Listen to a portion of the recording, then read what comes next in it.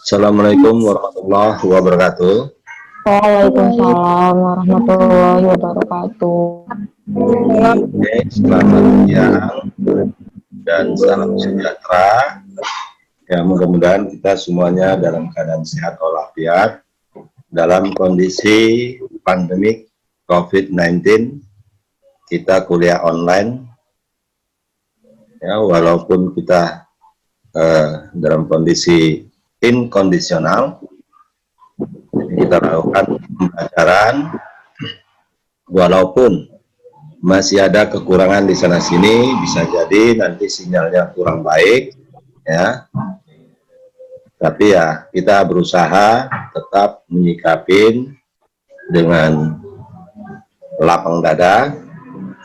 Yang pasti absennya jangan lupa, absen yang di WA tetap dijalankan terus ya. Ini absen yang di WA belum semuanya. Totalnya kita berapa orang? 40, Pak. Oke. Nah, ini baru masuk 38 orang untuk di JOM. Yang di WA masih banyak yang belum ngisi itu ya, diisi ya. Ini masih kurang berapa nih? 1, 2, 3, 4, 5, 6, 7, 8, 9 orang lagi di WA ya.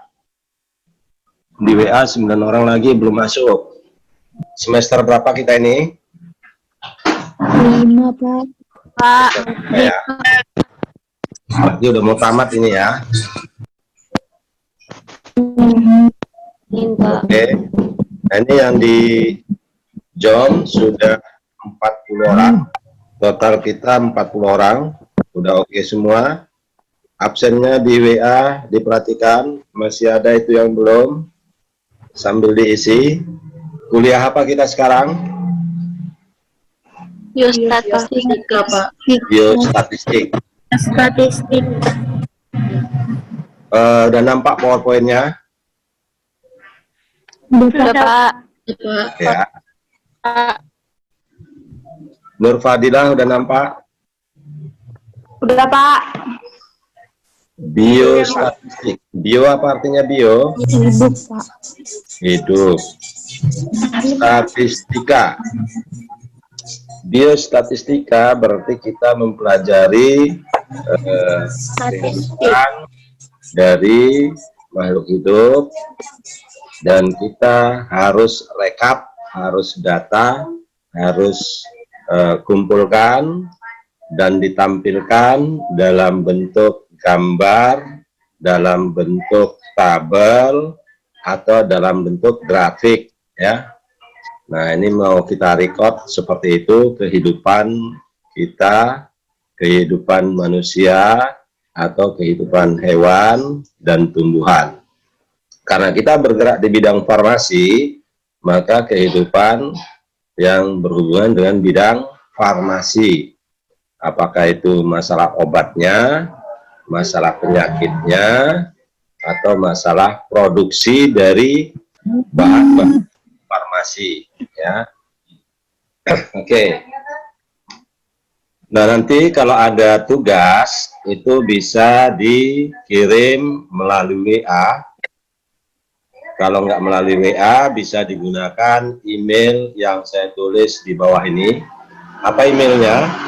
ekahasbihabibi@gmail.com. Nah, kita lanjut. Baik, Pak. Ya, slide yang kedua, manfaat dari biostatistik. Nah, ini kita dapatkan setelah kita belajar biostatistik di bidang farmasi. Ini bertujuan memberi bekal kepada kita, pada mahasiswa, untuk memiliki kemampuan menerapkan biostatistik, baik itu yang deskriptif atau inferensial. Nah, kalau deskriptif, kita hanya memberikan ilustrasi, memberikan gambaran, tidak mengambil keputusan, tidak mengambil vonis produk si A lebih baik, bukan itu ya. Kita hanya memberikan ilustrasi doang, tidak ada memberikan keputusan, kesimpulan. akhir dari analisis yang kita lakukan. Nah, sebaliknya kalau inferensial, ini kita gunakan untuk mengambil kesimpulan atau mengambil keputusan. Oke, halo, Dinda Fahrini, dengar? Dinda Fahrini. Dengar, Pak. Oke, kita lanjut ya. Dengar, Pak. Ya. Nah, kita lanjut. Nah, inferensial kita berarti mengambil kesimpulan dari apa yang kita analisis, kita data, kita kumpulkan. Nah, kemudian ada yang parametrik, non-parametrik. Nah, yang parametrik itu berarti dengan batasan-batasan tertentu, dengan ukuran-ukuran tertentu. Itu kalau nanti yang parametrik. Nah, non-parametrik tidak ada batasan, tidak ada ukuran-ukuran. Yang penting kita data doang. Ya. Oke, nah itu kalau nanti kita dapatkan untuk yang parametrik dan non-parametrik.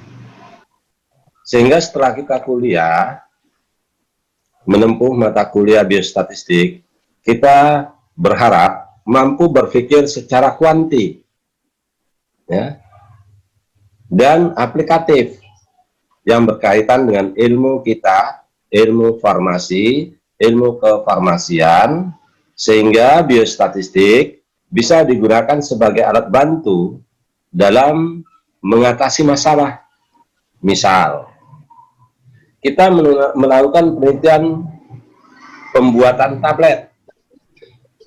Ada tablet formula A, formula B, formula C. Mana formula-formula yang bagus? Nah, itu kita amati, kita data. Setelah kita data, kita dapatkan mana yang bagus. Tapi selama kita masih hanya menggambarkan mana yang bagus, tidak menunjukkan mana yang terbaik, itu berarti kita belum menggunakan statistik inferensial. Ya. Nah, itu untuk ilustrasi yang sederhana ini. Nah, yang kedua, kalau misalnya kita melakukan penelitian dengan kadar bahan tambahan dalam pembuatan sirup, ya, bahan tambahan pengental, kita variasikan.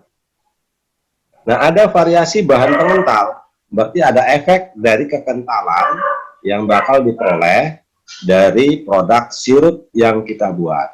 Produk A, B, C, dan seterusnya. Kita variasikan konsentrasinya dari yang rendah sampai yang tinggi, gimana pengaruhnya, gimana efeknya terhadap kekentalan. Ya. Nah, itu berarti kita sudah menggunakan salah satu parameter ukuran. Berarti kita sudah menggunakan statistiknya, statistik yang parametrik. Ya. Nah, jadi ada pengaruh bahan tambahan. Oh, nggak ada pengaruh bahan tambahan. Berarti kita sudah ngambil kesimpulan. Berarti kita sudah masuk di statistik inferensial. Lanjut ya. Nah, yang berikutnya, setelah kita tahu manfaat belajar statistik, kira-kira statistik ini yang mau kita pelajari topiknya apa saja? Oke, coba kita ingat kembali waktu di SMA kita sudah belajar statistika, ya, tapi kita nggak sadar padahal itu sudah merupakan bagian dari materi yang hari ini bakal kita pelajari. Pertama, ya, rata-rata. Pada saat SMA kita sudah menghitung rata-rata. Halo Fitri, paham Fitri? Widya Claresta, dengar? Dengar, Pak. Oke, kita lanjut ya. Sekalian saya melihat wajahnya ini, ada nggak orangnya, mana tahu masih pakai tirai ya. Ada yang masih pakai tirai? Nah. Oke ya. Ya, kadang-kadang tirainya tetap tertutup. Nah, ini ya. Veronica Putri, dengar? Dengar, Pak. Ya. Saya cek satu persatu, mana tahu masih ada yang tidur atau masih ada pakai tirai ya. Lulu Fatin, Mana Lulu Fatin? Saya, Pak. Oke. Raja Samuel Siregar. Deborah. Oke. Sehat semua? Alhamdulillah sehat, Pak. Ya. Sehat, Pak. Asmaul Husna. Mana Asmaul Husna? Pak.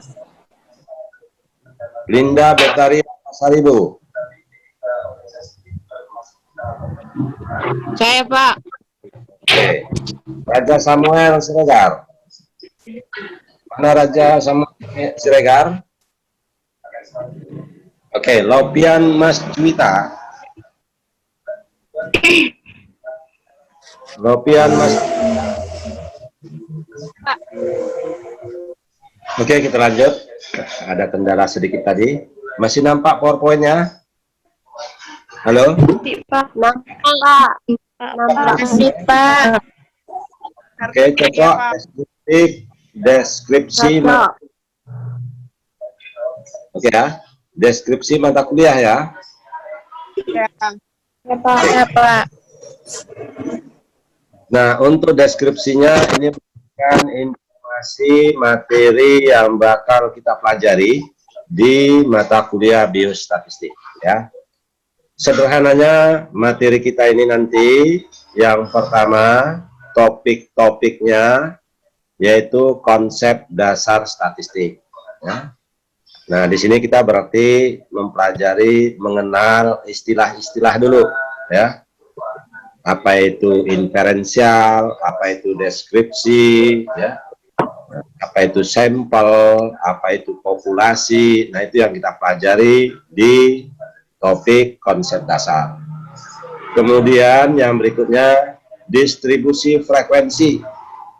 Data yang bakal kita kumpulkan bisa kita buat dalam data tunggal atau berfrekuensi, artinya ada rentang ya. Misalnya kekerasan tablet antara 4 sampai 6 kg atau kadar bahan obat antara 495 sampai 500 mg dalam satu tablet. Nah, itu artinya dalam rentang. Jadi kita buat dalam bentuk distribusi. Oke. Nah, berikut ukuran pemusatan. Nah, ukuran pemusatan ini artinya kita lakukan berapa kira-kira rata-ratanya yang harus kita dapatkan, yang harus kita hitung dari sampel, dari kita lakukan penelitian. Oke, Ria Rahma, mana orangnya? Hadir, Pak. Lulu Fatin. Oke, kita lanjut. Ya, Pak. Ya, ya. Nah, ini putus lagi ya. Kita ulangin kembali. Silakan untuk yang lain. Kalau ada yang belum tahu, kasih tahu temennya. Dibuka WA-nya itu lagi. Join ulang. Ya, masa seperti ini kendalanya cukup banyak karena semuanya rata-rata online, sehingga lalu lintas di sosial media cukup tinggi.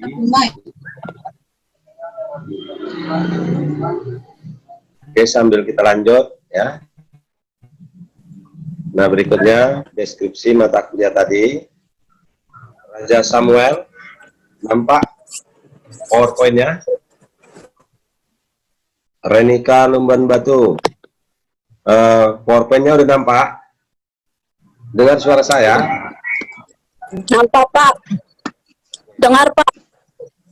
Nah, kita lanjut untuk slide yang kedua. Slide yang kedua, yaitu deskripsi mata kuliah. Deskripsi mata kuliah. Tadi sudah sampai di dispersi. Kita lanjut yang berikutnya, probabilitas. Nah, di sini kita menghitung, memprediksi peluang dari data yang bakal kita dapatkan.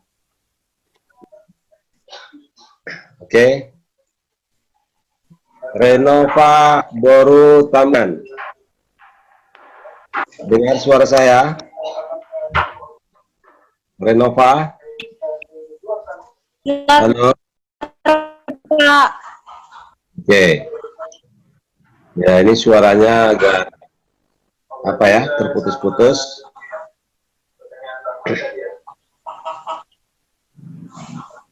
Nah, kita lanjut yang berikutnya. Jadi, untuk biostatistik, yang berikutnya kita lakukan sampling.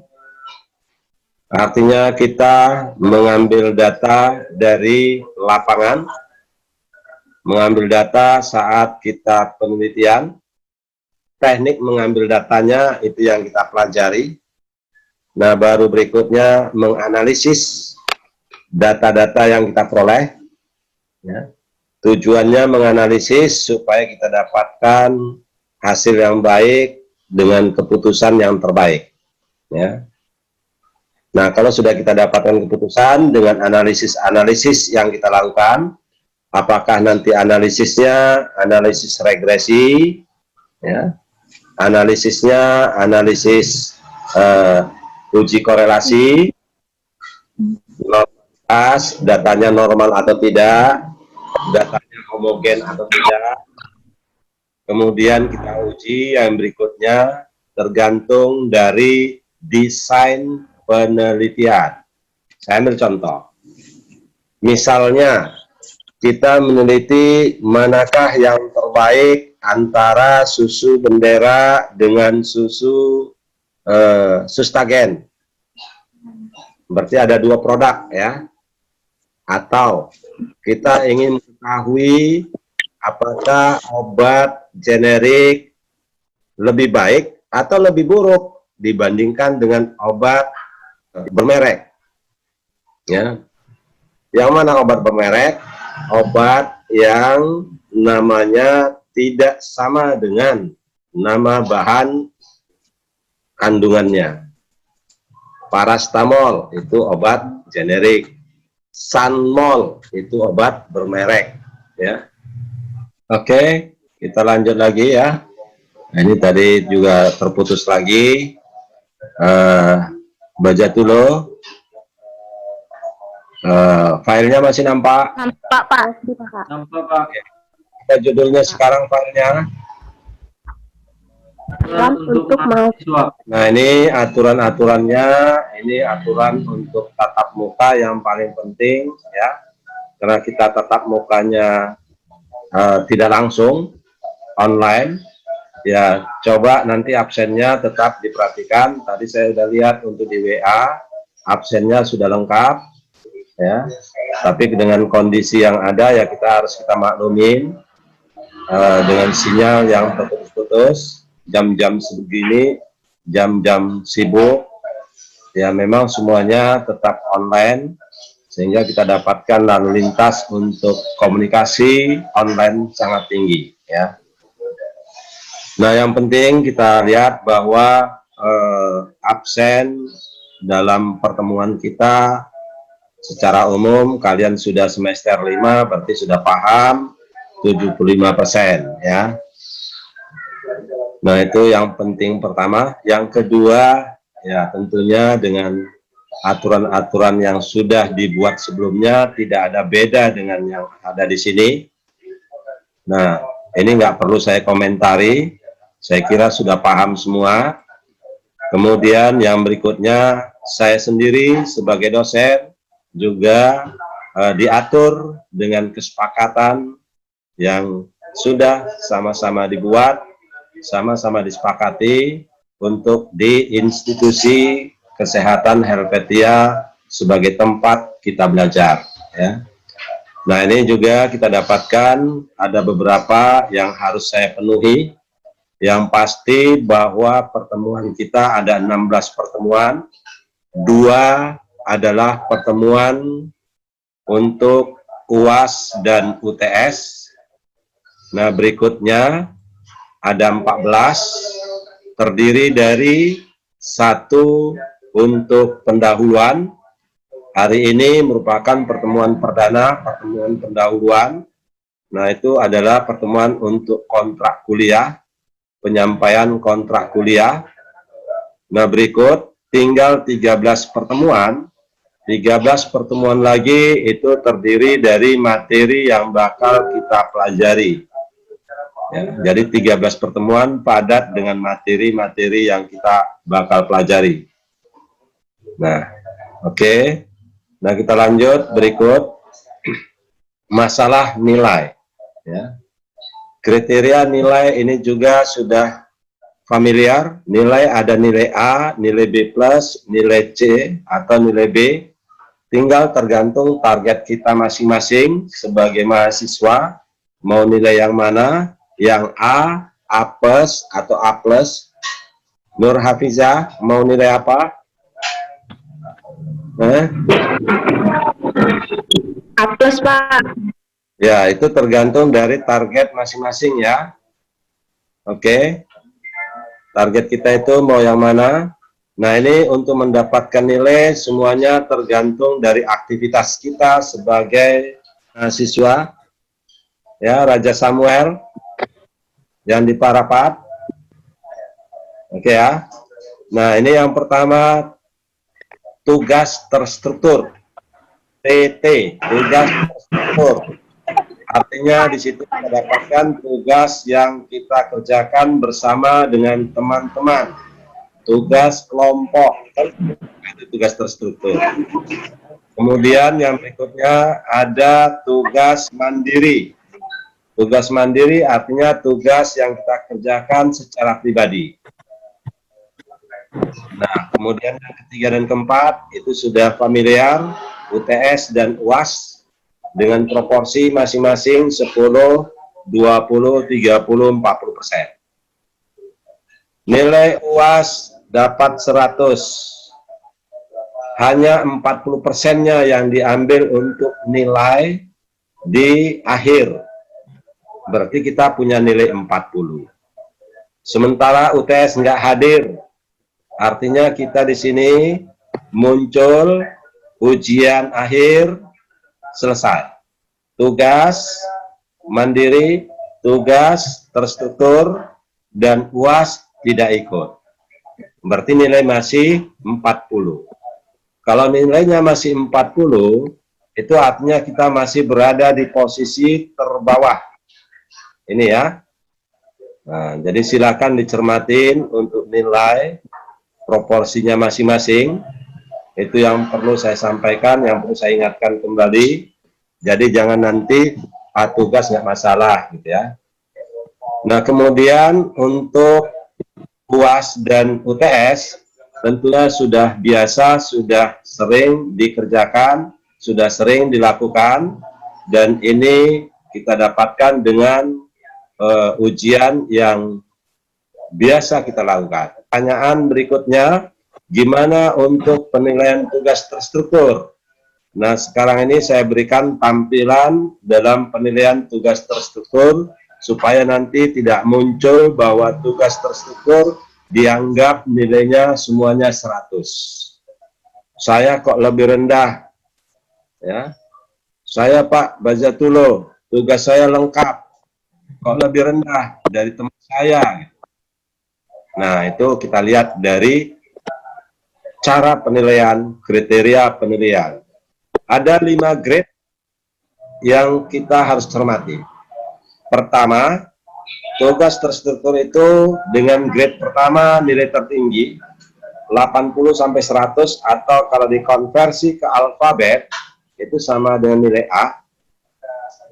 Nah, ini memberikan informasi bahwa kita mampu mengembangkan pengalaman belajar melalui tugas kelompok, ya, bisa menuangkan ide dengan bagus di situ dari hasil pembelajaran. Kemudian materi yang kalian ambil adalah materi yang akurat. Artinya tidak asal ambil dari sumber yang nggak jelas. Banyak yang mengambil sumber yang nggak jelas dari internet misalnya, ya, Kopas, sumbernya nggak jelas, siapa yang nulis nggak jelas. Ya, sedapat mungkin diusahakan yang jelas, dari literatur yang jelas, jurnal yang jelas. Jurnal yang jelas yang mana? Yang terdetek, yang terindeks, yang terakreditasi. Nah, kalau untuk di Indonesia itu terakreditasi oleh Sinta, ya, diakreditasi oleh Sinta. Ada Sinta 1, ada Sinta 2, sampai terakhir Sinta 5. Yang terbaik itu Sinta 1. Tapi paling tidaknya dapat Sinta 5 sudah bagus karena sumbernya sudah jelas. Itu yang kita lihat dari sumber. Kemudian kalian bahas dengan ringkasan materi. Berikut materinya kalian ulas, kalian bahas dengan cukup tajam. Nah, itu untuk grade pertama. Nah, grade kedua apa kelemahannya? Tidak dibahas, tidak dikuasai dengan baik. Itu kelemahannya. Nah, gimana grade yang ketiga? Yang nilainya C sampai C+. Nah, di sini tidak diberikan ringkasan, tidak dibahas. Artinya gitu, dapat tugas, kalau misalnya disuruh mencari jurnal, cukup dicari, dapat, sudah diserahkan. Tidak ada dikomentari, tidak ada diringkas, ya. Nah, itu kelemahan. Nah, yang keempat dan kelima nggak perlu saya komentarin. Kelemahannya cukup banyak, bisa dibaca. Nah, itu untuk kriteria dari tugas terstruktur. Nah, berikut tugas mandiri. Nah, tugas mandiri ini, nah, penilaiannya sama dengan tugas terstruktur. Grade-nya itu sama. Tapi di sini sudah jelas bahwa tugas mandiri itu cenderung menelusuri artikel. Artikelnya juga sudah minimal terindeks, terakreditasi Sinta untuk Indonesia. Nah, gimana kalau misalnya kita ambil dari jurnal internasional? Wah, lebih baik. Tapi ingat, jurnal internasional itu bukan berarti jurnal yang tak terakreditasi, tetap terakreditasi.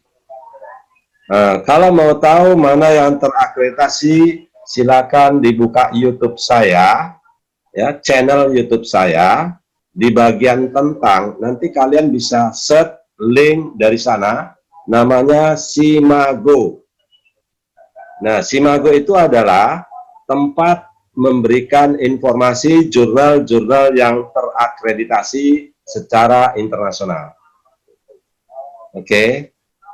Nah, minimal jurnal internasional itu adalah jurnal yang diasuh oleh satu institusi dengan reviewer, dengan pengoreksi minimal 3 negara. Ya. Siapa yang mengoreksi? Ada dari 3 negara, itu minimal. Kalau masih misalnya Indonesia doang, itu belum internasional. Tapi kalau Indonesia menggandeng negara lain, 2 negara lain minimal, berarti bisa dikatakan internasional dan terindeks oleh Simago.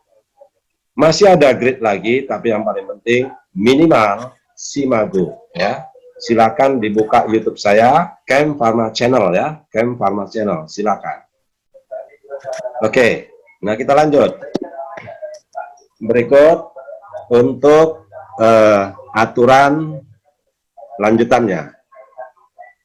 UTS, karena ini kalian belum pernah kuliah sama saya, nah ini sangat penting, makanya untuk WA, namanya ya lebih baik nama yang asli, karena nanti di UTS dan di UAS, ujiannya tidak melalui WA, dan tidak melalui Google Classroom, tapi online langsung dengan aplikasi Quizit.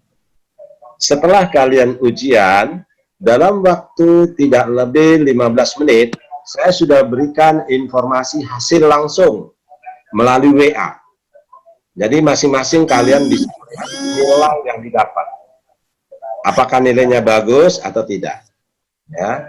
Nah, di sini nanti kita gunakan aplikasi Quizit. Caranya tinggal lihat di Android-nya, buka Play Store, tuliskan Quizit. Kemudian lanjutkan membuat akun di sana. dengan nama tetap nama lengkap, nama asli. Karena nanti nama yang akan muncul di record dalam bentuk Excel itu akan terdata langsung dengan nama asli.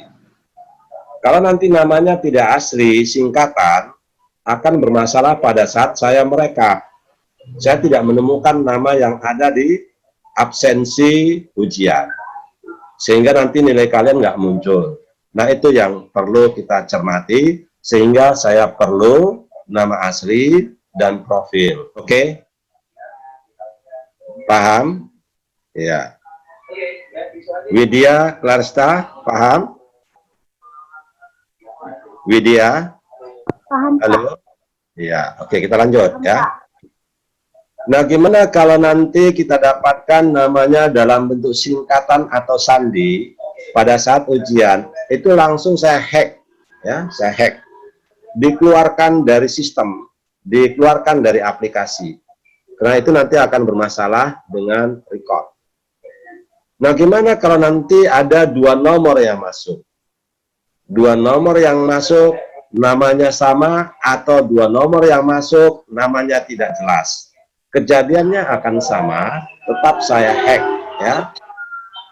Nah, ini kemarin pada saat membuat WA, ada yang langsung dia buat dua nomor satu WA, itu langsung saya hack, saya keluarkan. Nah, ya. Oke, ini nanti dalam ujian, kalau yang dua nomor ini akan mempunyai resiko, akan mempunyai peluang, berarti tidak ada kejujuran. Satu nomor digunakan untuk mencari informasi, satu nomor untuk menjawab. Pasti nanti nilainya bakal berbeda.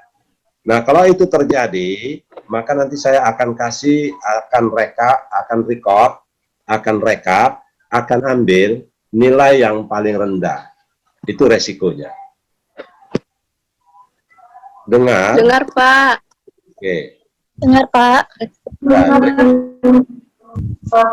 tiap soal waktunya bervariasi. Ada 45 detik sampai 120 detik per soal. Nah, ini tergantung dari kualitas, dari bobot yang saya buat.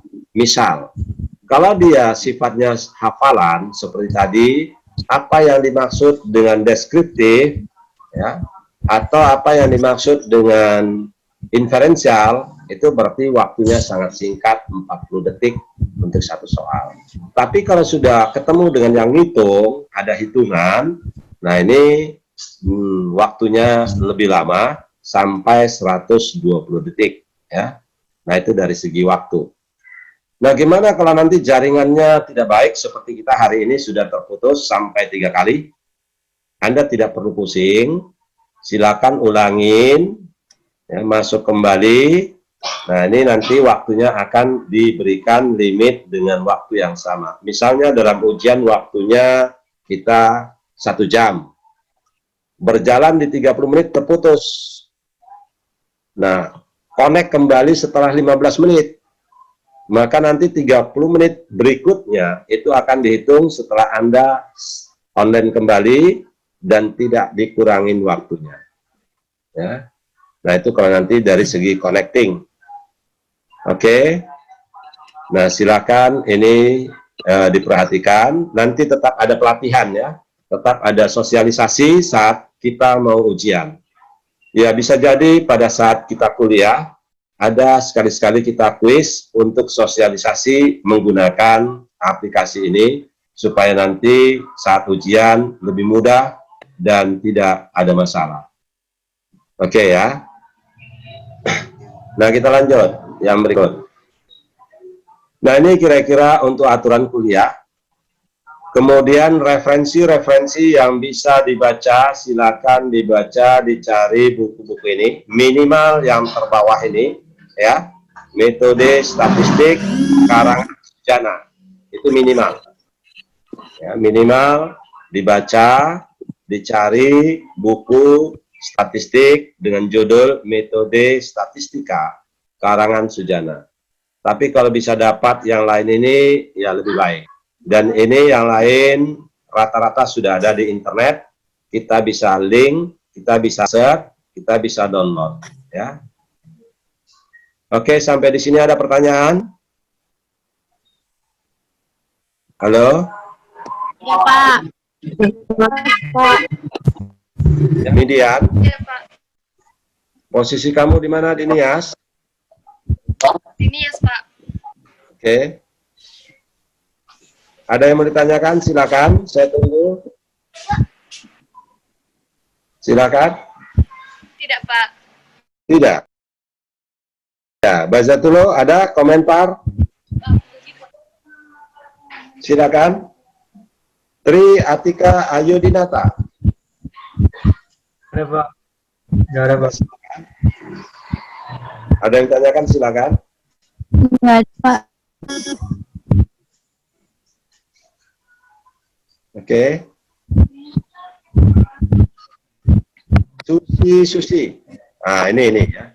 Namanya nanti jangan double seperti ini ya. Susi. Oke. Di WA sudah ya, udah beres. Nah, sekarang ini Susi. Nanti di Quijit jangan dibuat Susi lagi ya. Namanya yang benar. Nanti recordnya yang salah, kamu sendiri yang ngalamin resiko. Pak, saya ujian, kok nggak ada nilai saya, kan ribet jadinya ya. Nah, kita menghindari masalah yang bakal muncul di akhir proses pembelajaran. Oke, satu lagi yang perlu saya ingatkan, sedapat mungkin nomor WA, nomor kontak, jangan diganti selama pembelajaran sampai selesai. Ya. Karena ada yang beli paket yang selesai buang, beli yang baru buang, beli yang baru buang ya. Nah, ini sedapat mungkin dihindari. Nomornya tetap, akunnya tetap, namanya tidak mengalami perubahan. Nah, itu yang perlu saya ingatkan. Nah, seperti saya, nomor saya ini dari mulai tahun 2001 sampai hari ini ya. Jadi sudah 20 tahun nomor saya itu nggak berubah, tetap ya. Oke, itu yang perlu saya ingatkan. Oke, kalau nggak ada ya, saya cukupkan sampai sini. Terima kasih atas perhatiannya. Ya, mudah-mudahan kita semuanya dalam kondisi sehat walafiat, dan saya akhiri dengan assalamualaikum. Waalaikumsalam warahmatullahi wabarakatuh.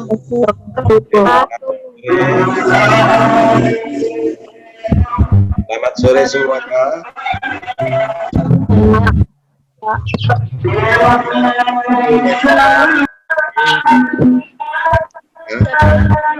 Oke.